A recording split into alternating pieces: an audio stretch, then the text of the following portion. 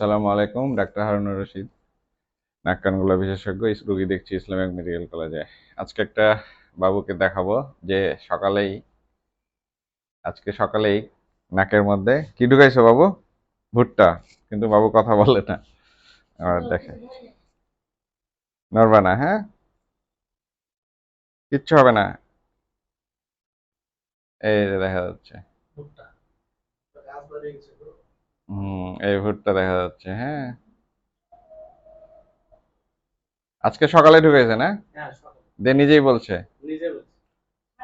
আচ্ছা, আমরা এখন ভুট্টাটা বের করবো ইনশাল্লাহ। কেটে দাও, পরে আবার বের করার সময় ভিডিও করবো।